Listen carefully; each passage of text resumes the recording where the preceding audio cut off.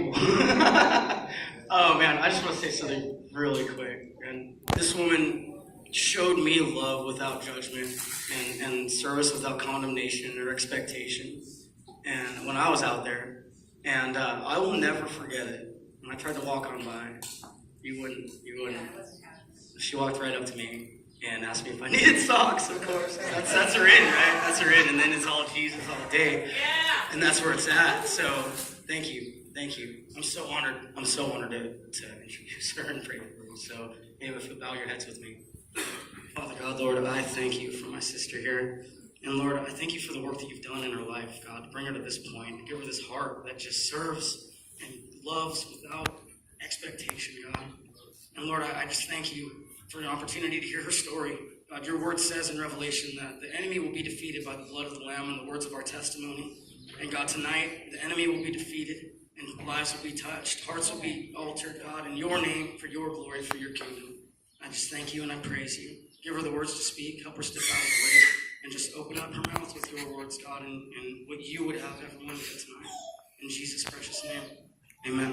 Amen.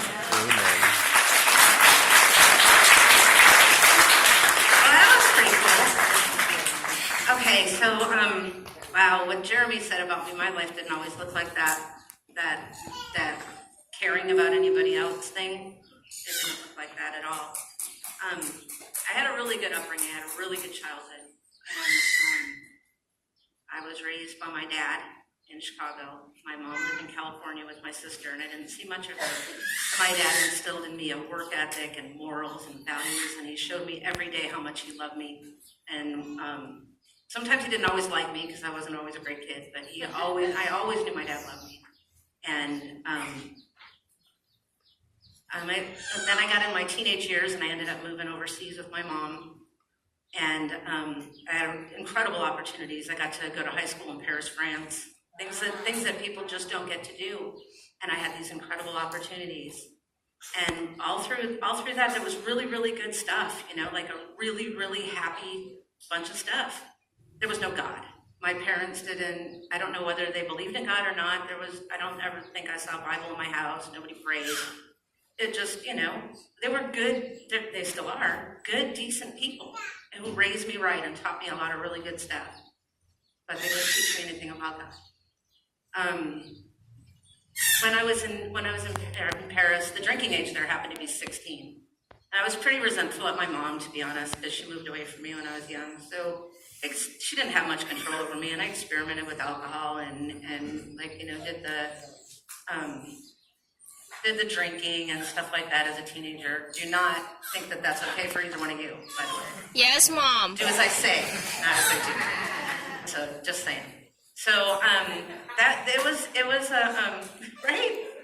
It was fun. I had a good time in Paris. My mom probably not as much as I did, but serves her right. So then I got kind of all that out of my system in my early 20s, weekend warrior stuff. I had a job and stuff like that. And the weekends off, I partied hard. And then I got married at 24, and I settled down. I have my son Tyler. Say hi. That's Tyler. I have my son Tyler, and I settled down into working hard, getting promotions, raising my son, being in my marriage. And by the world standards, I was super successful. I had a really nice house. I had a beautiful boy. I had a good marriage. I had cars. I had money. We had good vacations. Still no God. So the marriage ended up falling apart. I'm not going to go into all that because it'll take too long and it's kind of boring. Anyway, but the marriage fell apart, and I was pretty tore up about that. Immediately got into a relationship with somebody else. And somebody else who, unbeknownst to me, was pretty deep into alcohol and addiction. And I didn't really know much about that. And I learned the hard way what it looks like to be with somebody who's really, really broken. And he really, really broke me. It was abusive and it was horrible. And it was worth it because those two girls right there, I got them. I'm her favorite. And the day after Shiloh was born, that relationship ended. So it's pretty clear to me why it had to happen, because they're sitting right there and they're amazing. That relationship at, how old was I? When I was 38, I was really struggling. He had convinced me to commit some crimes early in our relationship through the abuse and stuff to help him succeed. And I did it out of fear and out of stupidity. And I ended up in 2003 going to jail for those crimes. And when I was in jail is when I found out I was pregnant with Shyla. And I had never had a speeding ticket. I had never used drugs yet, and yet I was in jail. And, like I said, I got out of jail, I had her, that relationship ended, but there was still a lot of damage there. And because I had all these felonies now, it was really hard for me to reobtain the worldly success that I used to have. I couldn't get a job, and or at least not a good one. And I ended up really, really, really struggling trying to raise them by myself with no money. And I'd never known how to do that. I had an upper middle class upbringing, and then I worked really hard and maintained that through my early adult life. And I didn't know how to do this. And as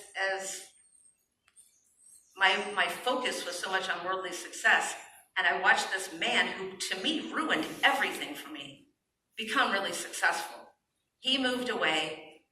He got a really good job. He got remarried. He had a big house. He had all these things.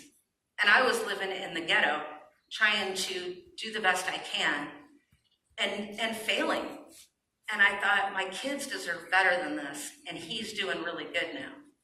And he tricked me and convinced me to let him take them temporarily so I could get back on my feet. And what he actually did was he kidnapped those two girls right there. And I had no idea where they were. And when I figured that out, that's what had happened, I didn't know how to deal with it. I was still really afraid of him, and I didn't know how to deal with that. And I lived in a really bad neighborhood. It was really obvious to me that everybody around me was high all the time. It was like an episode of Cops. You walk out on the balcony, and it was just insanity. It was a crack neighborhood.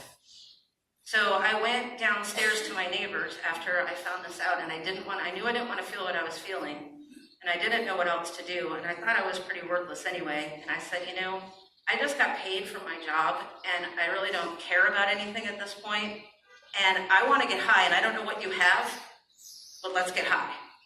And so began the crack addiction. It took about a month for me to lose everything in my house, and it took about another month for me to lose the apartment and be homeless. And then began couch surfing and just nothing, no home, no job, nothing, and still no God. That consistently is still no God. And when I was around, I'm old, so, right? So, okay, and when I was 40, I met Mike. He was a super good guy and a super bad drug addict. And so I'm out there and I'm homeless, and he had a home. It didn't take long for me to help him lose that behind my crack addiction. He was maintaining, and then I came along and helped him lose that. So then we're homeless together, and then couch surfing no longer became really easy because it was harder for the two of us to find a place to stay together. So that became more like living behind the dumpsters. Sorry, a lot. Okay, so then I go to my family for help, and my family is not ready to hear that I want to do anything different, although I believed in my heart I did. I went to them and I said, I don't want to live like this anymore. I don't want to sleep in crack houses anymore. I want you to help me. And they looked at me and said, there's a church camp out of the St. Johns River. You need to go stay there. And they gave me a tent. And I thought that was one of the worst things I could have done, I felt so alone. So I got to the river, and I'm not smoking crack, quite frankly, because there's no crack at the river, and I was kind of lazy to be walking across town. You had to go all the way to Tulare, and at this point I had nothing, not even a bike. So I was just laying there at the river and still living this whole life sober, out there, homeless, and walking to the methadone clinic every day with Mike and watching him score and just sober. And that lasted about a week and a half. And then I got my hands on some heroin. And that took things to a whole nother level. So I'm just not going to talk any more about the addiction other than to say it was bad. It was very, very bad. September 21st, 2010, Oh, well, I should tell you one more thing. I should tell you about these two people that came out to the river and poured into me in the way like Jeremy's talking about, like I did not want anything to do with them. And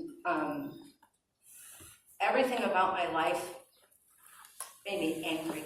Even though, they're my own bad choices that got it there, I was mad. And these two people came out there, and it was a man and woman, Cisco and Christy, and I'm sure a lot of you know them.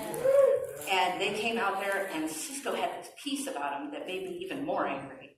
And Christy, that woman is more full of joy than anybody I've ever seen in my life, and that really made me mad. Like, what is she so happy about? How dare she come out here where I am and flaunt it in front of my miserable face?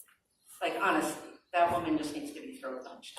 That was how I felt. And they would come up to me and they would try to talk to me, and I would take whatever they had, whether it was socks or water or food or whatever. And I would straight up, because I wasn't, even in my addiction, I wasn't fake. I didn't have that kind of hustle to try to be fake.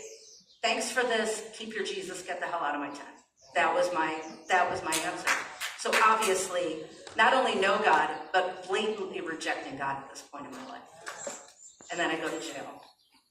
And for the first time in my life, they locked me in. I've been in and out of jail through all this addiction. I go to jail September 21st of 2010, and I'm already getting sick in that holding cell.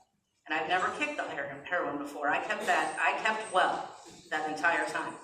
So I didn't know. Well, I knew what it was like to be a little bit sick, but I didn't know what was coming. And it started coming, and I got pretty violent. To the point where they locked me in a cell by myself. They decided that I couldn't be around anybody else.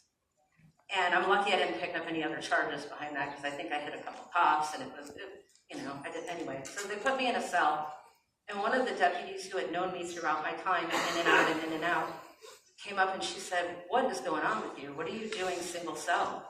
And I said, "I don't want to talk to you." She said, "What's wrong?" I said, "I'm sick." She said, "Are you taking heroin?" And I said, "Yeah, I am, and I really would appreciate it if you just leave me alone." And she said, "Yeah, well, that's not exactly what I'm going to do." And the next time she came around, she slid a Bible in the door.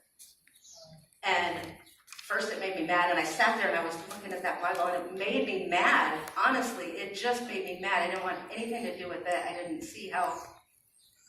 I knew there was God. He's never been a part of my life, and why would he want to now? Like, if I didn't find him when I was worldly successful, why would he want me when I'm this broken and shattered? Honestly. But there was nothing else to do, and you can't sleep when you're picking heroin, so I might as well start reading it. And it was King James Version. I wasn't understanding anything I was reading. And it was that little tiny Bible, like, seriously, I wasn't understanding any of it up here, but something was happening here. Something really, really big was happening here. And it changed everything. And when I ended up getting out of jail, I knew that I wasn't getting it here, but I knew something changed here. And I knew I had to find that man and his wife, and I had to talk to them. And I did. I went after that. I started staying, when I got out, I started staying at the shelter. And I started job searching every day, even though I knew I wasn't going to get hired. It was mainly because the shelter kicks you out all day. And I didn't want to be walking around the north side where all the heroin was, because I was afraid. So I went to the job search place and looked for jobs all day and applied, because it kept me out of trouble.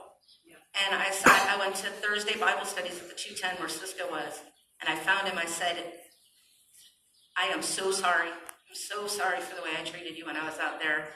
And now I have to humbly come to you and ask you to help me understand this." And they said, "Absolutely." And they showed me the way, and they loved me through all of that.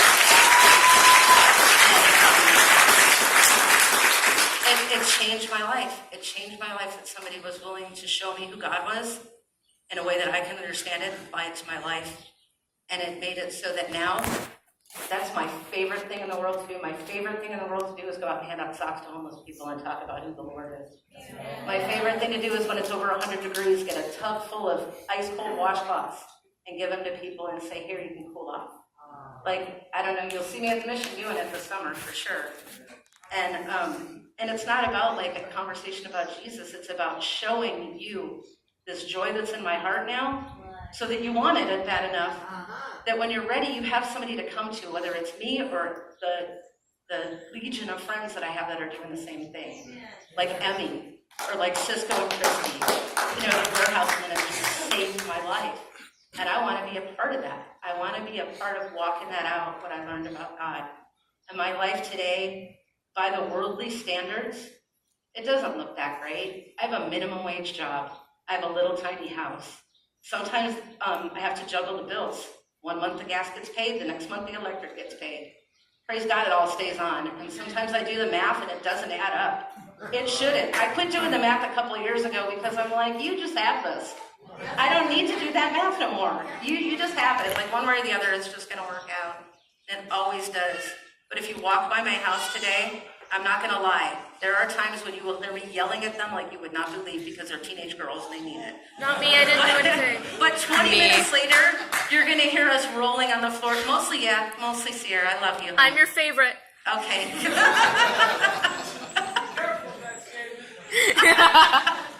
You're the most like me, so be real careful. But 20 minutes after the argument, you are going to hear us laughing, and you're going to hear us getting along, and you're going to hear joy in my house every single day, because God's right in the middle of it. And that's the difference. That's the difference between that dark place and the light place. That's all I got.